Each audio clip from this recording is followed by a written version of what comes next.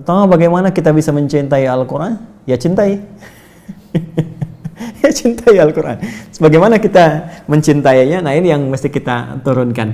Pertama, kita mesti belajar tentang apa keistimewaan Al-Quran yang bisa memberikan manfaat bagi kita. Sehingga ini bisa menjadi motivasi bagi kita untuk cinta terhadap Al-Quran. Ya, saya berikan beberapa contoh misal. Ini motivasi terbesarnya. Al-Quran adalah sarana terbaik untuk memberikan bakti terindah kita kepada kedua orang tua.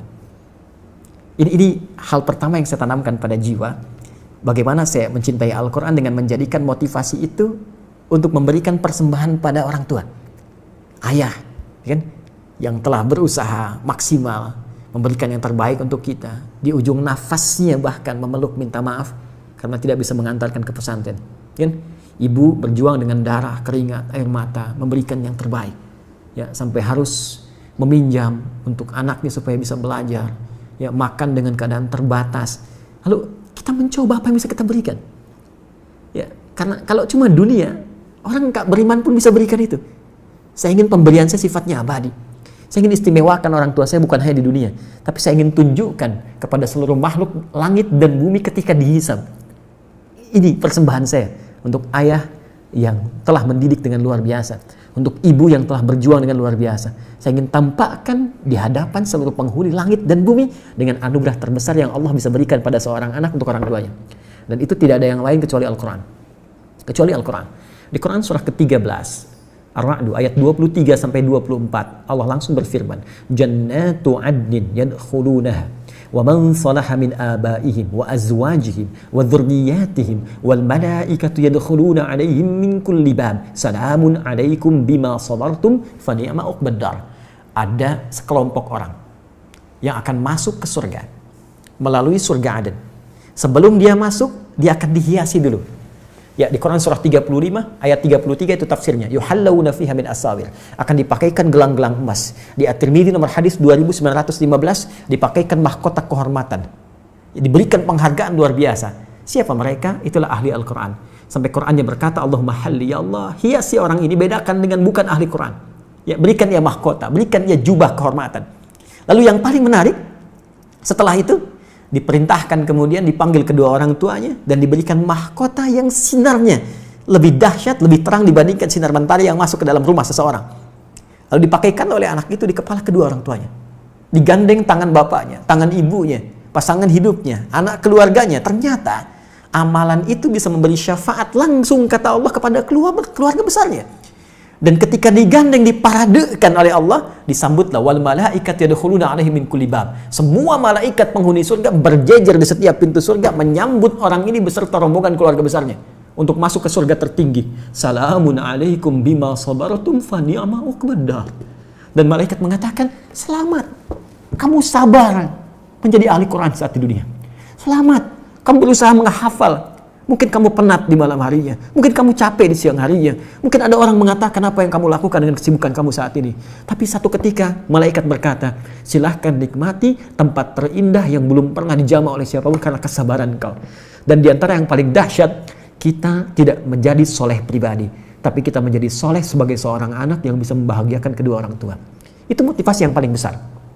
Yang kedua, Nabi menyampaikan, khairukum man ta'allama al-Qur'ana wa 'allamah. Tidak ada orang baik, kata Nabi, menjadi puncak terbaik kecuali ahli Quran. Orang yang mau belajar Quran dan mengamalkannya. Karena itu di Quran, surah ke-35 ayat 32, Allah menyifati orang yang belajar Quran dengan benar, orang yang akan bertransformasi menjadi seorang yang sangat mulia. Ya, thumma awrathna al-kitaba alladziina istafaina min ibadina faminhum zalimun li nafsihi wa minhum muqtasid wa minhum sabiqun bil khairati bi idznillah. Ahli Quran yang benar, hafid yang benar, maka dia akan jadi pionir dalam setiap kebaikan. Makanya saya sering katakan begini, kalau ada ahli Quran baru baca saja, ya, terus dia menghafal, ya, taruhlah jangan katakan hafal 30 juz, hafid. Dia baru hafal 1 ayat, 2 ayat. Itu ayat yang dia hafal karena akan merubah perilaku dia, pasti jadi baik. Karena dia mengandung firman Allah yang maha baik. Pasti jadi baik. Jadi kalau ada orang ahli Quran, kata-katanya nggak baik, pandangannya nggak baik, dia belajar Quran dengan cara yang salah. Mustahil. Hafid itu sudah pasti good looking. Ya. Kalau kita jadi hafid itu sudah pasti baik, enak dipandang, enak bicara, good attitude. Ya. Jauh dari nilai-nilai keburukan, kekerasan, radikalisme, ekstremisme, dan sebagainya. Jadi, motivasi yang kedua, belajar Quran itu akan merubah tampilan kita lebih baik. Yang ketiga, ini riset. Ternyata, menjadi ahli Quran, itu bisa meningkatkan kecerdasan seseorang. Minimal 3 kali lipat dari orang biasa. Karena dia dilatih ya dengan memori tertentu, dengan hafalan tertentu, dengan cara tertentu. Ya, kan riset menunjukkan orang semakin banyak menghafal sesuatu, semakin cepat dia, ya, refleksnya itu untuk bisa menangkap segala hal. Karena itu saya pelajari rahasia orang-orang dulu. Kenapa Ibnu Sina, Al-Kindi, Al-Farabi, Al-Ghazali, Al-Khawarizmi, Al-Battani, dan ulama-ulama muslim terdahulu begitu dahsyat. Sekarang orang untuk menguasai 2 bidang ilmu saja susahnya luar biasa. Mereka itu 3-5 bidang ilmu. Dan ternyata dasar utamanya cuma 2 yang dimaksimalkan sejak kecil. 1, sholat yang benar. 2, hafal Quran dari kecil. Ya, dan ketika kami riset Quran itu luar biasa, pengaruhnya sangat dalam, ya, dan peningkatannya cepat. Saya di sini dengan kawan-kawan membangun satu sekolah, itu kurikulumnya dari Quran dan hadis, nanti di-combine dengan Diknas, ya. Kita turunkan, jadi setiap ada pelajaran Diknas, misalnya matematika nih, belajar tentang misalnya bangun ruang, ya, atau dimensi tertentu. Ini ayatnya apa nih yang sesuai? Hadisnya apa nih? Kita turunkan. Jadi materinya Diknasnya dapat, Qurannya dapat, hadisnya dapat. Tahukah Anda apa yang terjadi? Ya, Bapak Ibu sekalian, itu sekarang kami tanamkan karakteristik Quran itu refleks di lisan mereka.